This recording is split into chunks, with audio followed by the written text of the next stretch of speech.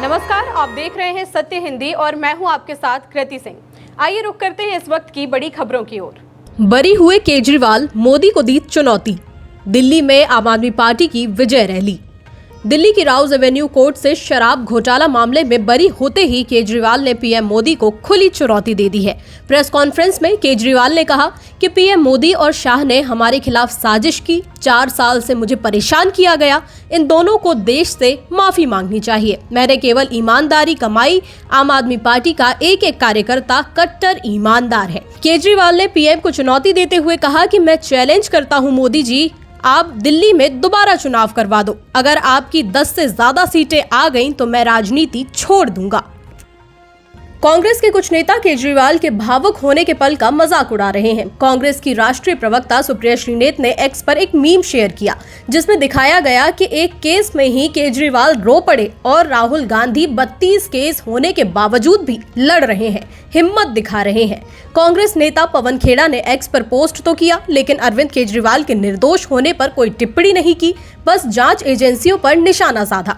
कांग्रेस प्रवक्ता शमा मोहम्मद ने कहा कि जो मैंने पढ़ा है उसमें तो ये लिखा है कि उनके खिलाफ कोई सबूत नहीं है, लेकिन ये नहीं कहा गया है कि वे निर्दोष हैं। शराब घोटाला असल में हुआ है, पहले सबूत थे, फिर अचानक वो गायब हो गए। हमें समझना चाहिए कि इस मामले में अभी बहुत कुछ बाकी है।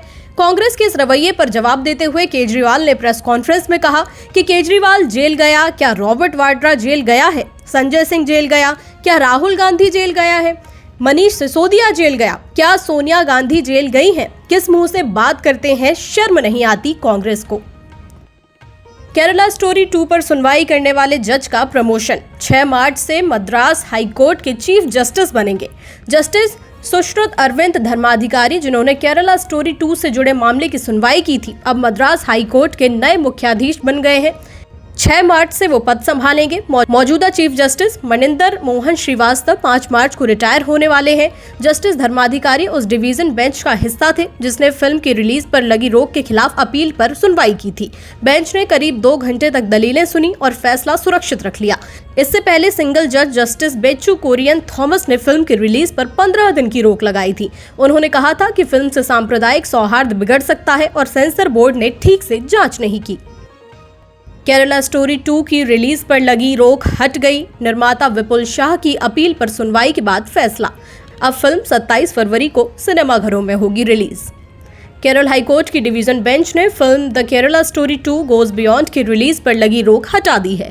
बेंच में जस्टिस S.A. धर्माधिकारी और जस्टिस P.V. बालकृष्णन शामिल थे। इससे पहले सिंगल जज जस्टिस बेचू कुरियन थॉमस ने फिल्म की रिलीज पर 15 दिन की रोक लगाई थी। फिल्म के निर्माता विपुल अमृतलाल शाह ने इस फैसले के खिलाफ अपील की थी। उन्होंने कहा था कि फिल्म किसी धर्म या राज्य को बदनाम नहीं करती, बल्कि एक सामाजिक बुराई दिखाती है। कोर्ट ने सिंगल जज के अंतरिम आदेश पर रोक लगा दी है, जिससे अब फिल्म 27 फरवरी को ही रिलीज हो सकेगी। विस्तृत आदेश अभी आना बाकी है। कांग्रेस का आरोप, NCERT विवाद पर पीएम मोदी ढोंग कर रहे हैं। जयराम रमेश बोले, सुप्रीम कोर्ट कराए पूरी जांच। NCERT की किताबों को लेकर चल रहे विवाद के बीच कांग्रेस ने प्रधानमंत्री नरेंद्र मोदी पर तीखा हमला बोला है। कांग्रेस नेता जयराम रमेश ने कहा कि प्रधानमंत्री इस मुद्दे पर दिखावटी नाराजगी जता रहे हैं। उन्होंने कहा कि इस्राइल के मामले में असली नैतिक साहस न दिखाने के बाद प्रधानमंत्री अब NCERT की किताबों के मुद्दे पर दिखावटी नाराजगी जता रहे हैं। ऐसा लग रहा है कि ये सिर्फ नुकसान की भरपाई यानी डैमेज कंट्रोल की कोशिश है। वो ये संदेश देना चाह रहे हैं कि NCERT की किताबों में न्यायपालिका पर की गई आलोचनात्मक टिप्पणियों से वे बहुत नाखुश हैं। पिछले 10 वर्षों में उनके नेतृत्व में ऐसे लोगों का एक समूह काम करता था, जिन पर आरोप है कि उन्होंने पाठ्यपुस्तकों में अपनी विचारधारा को बढ़ावा देकर गंभीर नुकसान पहुंचाया है। ये कोई गलती से हुई चूक नहीं, बल्कि एक सुनियोजित विचारधारा फैलाने का अभियान बताया जा रहा है। आरोप ये भी है कि पाठ्यपुस्तकों को दोबारा लिखने की जिस प्रक्रिया को नागपुर से जुड़ा वैचारिक ढांचा कहा जा रहा है, उसे खुद प्रधानमंत्री ने ही दिशा दी थी। अब सुप्रीम कोर्ट ने जिन किताबों पर आपत्ति जताई है, उनसे खुद को अलग दिखाना प्रधानमंत्री की दोहरी नीति बताया जा रहा है। उन्होंने आगे कहा कि सुप्रीम कोर्ट को अब इस बात की पूरी जांच करानी चाहिए कि किताबों को किस तरह बदला गया और क्या उन्हें राजनीतिक ध्रुवीकरण और बदले की राजनीति का माध्यम बना दिया गया। WEF प्रमुख के इस्तीफे के बाद भारत में सियासी घमासान। क्लॉस श्वाब ने दिया इस्तीफा, हरदीप पुरी पर उठे सवाल। वर्ल्ड इकोनॉमिक फोरम यानी WEF के अध्यक्ष और CEO क्लॉस श्वाब ने अपने पद से इस्तीफा दे दिया है। ये फैसला उनके और अमेरिकी अपराधी जेफरी एप्स्टीन के बीच संबंधों को लेकर उठे सवालों के बाद आया है। मीडिया रिपोर्ट्स के मुताबिक श्वाब ने कहा कि उनके और एप्स्टीन के रिश्तों को लेकर स्वतंत्र जांच शुरू की गई है। जांच पूरी होने तक उन्होंने पद छोड़ने का फैसला किया है। बताया जा रहा है कि श्वाब के एप्स्टीन से कुछ मुलाकातें हुई थी। हालांकि उन्होंने पहले कहा था कि उन्हें एप्स्टीन के आपराधिक मामलों की पूरी जानकारी नहीं थी। इस खबर के बाद हरदीप पुरी पर फिर से सवाल उठने लगे हैं। लोगों का कहना है कि कोई गिरफ्तार हो, इस्तीफा दे, लेकिन हरदीप पुरी मोदी कैबिनेट में बने हुए हैं, उन्हें कुछ नहीं करना पड़ रहा है। अमेरिका की AI कंपनी एंथ्रोपिक और अमेरिकी सेना पेंटागन के बीच बड़ा टकराव सामने आया है। कंपनी के CEO डारियो अमोडेई ने साफ कहा है कि वे अपनी तकनीक को पूरी तरह ऑटोमेटिक हथियार बनाने या बड़े पैमाने पर लोगों की निगरानी के लिए इस्तेमाल नहीं होने देंगे। पेंटागन चाहता है कि एंथ्रोपिक अपने AI मॉडल क्लाउड पर लगी रोक हटाए ताकि सेना इसे किसी भी कानूनी काम में इस्तेमाल कर सके, लेकिन अमोडेई ने मना कर दिया और कहा कि इसके लिए वे सरकारी कॉन्ट्रैक्ट भी छोड़ सकते हैं। मामले में करीब $200 मिलियन के सैन्य समझौते दांव पर लगे हुए हैं। तालिबान ने इस्लामाबाद के पास सैन्य कैंप पर हवाई हमले का किया दावा। नौशेरा, जमरूद और एबटाबाद को भी निशाना बनाने की बात। तालिबान शासन के रक्षा मंत्रालय ने दावा किया है कि उसने पाकिस्तान में सैन्य ठिकानों पर हवाई हमला किया है। मंत्रालय ने सोशल मीडिया प्लेटफॉर्म X पर बताया कि सुबह करीब 11 बजे इस्लामाबाद के फैजाबाद इलाके के पास एक सैन्य कैंप और नौशेरा के सैन्य अड्डे को निशाना बनाया गया। इसके अलावा जमरूद, मिलिट्री कॉलोनी और एबटाबाद पर भी हमले करने का दावा किया गया है। BBC पश्तो के मुताबिक ये कार्रवाई सफल रही और इसमें पाकिस्तानी सेना के अहम ठिकानों और इमारतों को नुकसान पहुंचा।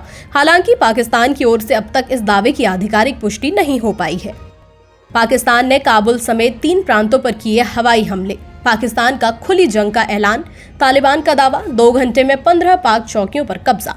पाकिस्तान और अफगानिस्तान के बीच तनाव अब खुली जंग तक पहुंच गया है। शुक्रवार तड़के पाकिस्तान ने काबुल और अफगानिस्तान के 2 अन्य प्रांतों में हवाई हमले किए। तालिबान के प्रवक्ता जबीहुल्लाह मुजाहिद ने कहा कि पाकिस्तानी सेना ने काबुल, कंधार और पख्तिया के कुछ हिस्सों को निशाना बनाया। पाकिस्तान के रक्षा मंत्री ने दोनों देश के बीच खुली जंग जैसी स्थिति की बात कही।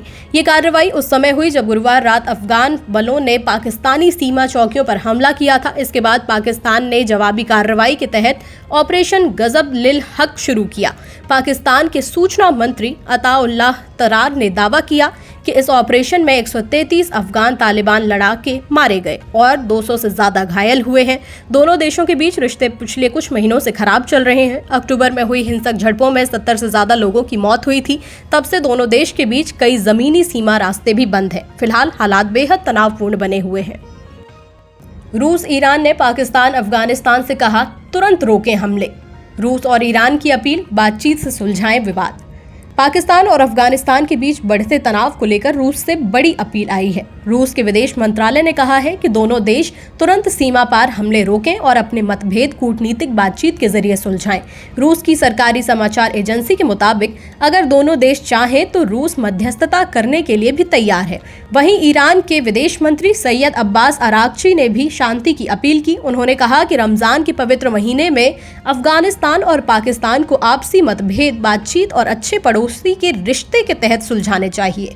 ईरान ने यह भी कहा है कि वो दोनों देशों के बीच संवाद और सहयोग बढ़ाने में हर संभव मदद के लिए तैयार है। फिलहाल अंतर्राष्ट्रीय स्तर पर दोनों देशों से संयम बरतने और बातचीत के रास्ते पर लौटने की अपील की जा रही है। फिलहाल के लिए इतना ही। देश दुनिया की बड़ी खबरों के लिए देखते रहिए सत्य हिंदी।